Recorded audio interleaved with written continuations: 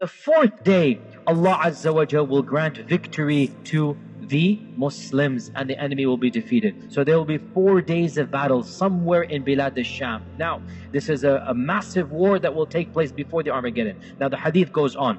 This will be a battle the likes of which have never seen before. This is very terrifying.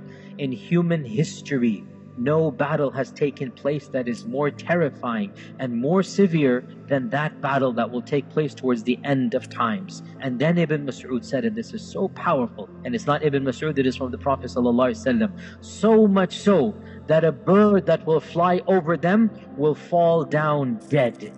What will affect a bird in the heavens? Not swords. Something's going to happen that a bird in the heavens will be flying over, it will come down dead. And then the hadith goes on, out of a family of 199 will perish and 1 will survive. The attrition rate in this war, 99%. Allah musta'an. 99%. The victory was given to the 1%. 99%. And this is when the Prophet ﷺ said, Ibn Mas'ud said, so how can anyone be happy over ghanima or any inheritance be divided? In other words, may Allah protect all of us. If somebody were to give you $1 million but you have no family, wallahi, what sane person will choose that? Family is worth more than this whole dunya.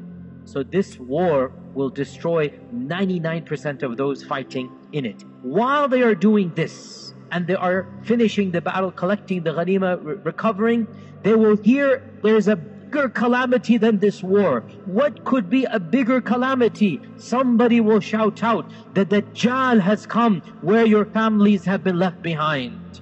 They will run, they will rush back to that land and they will discover that it is a lie. It is not true.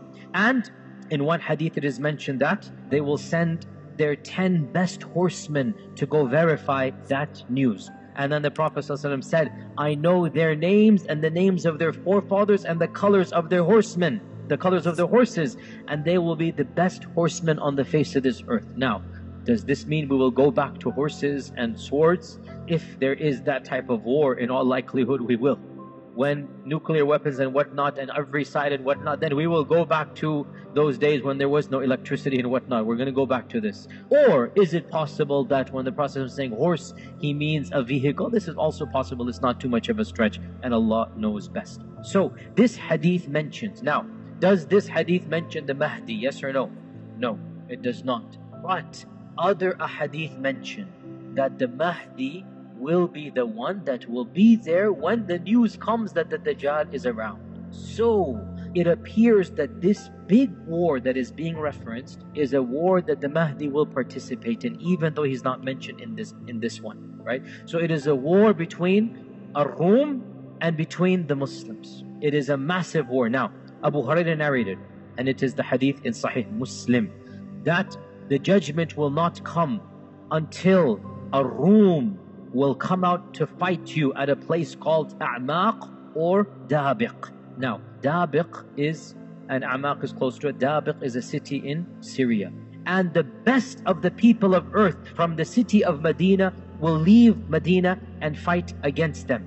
When they are getting ready for war, lining up for war, listen to this, very cryptic, the Romans will say to the Muslims, leave us with the group amongst you who have forsaken their religion. We want to fight them.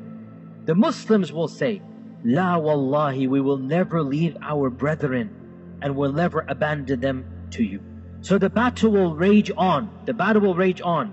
1/3 of the Muslims will retreat out of cowardice and Allah will never forgive them.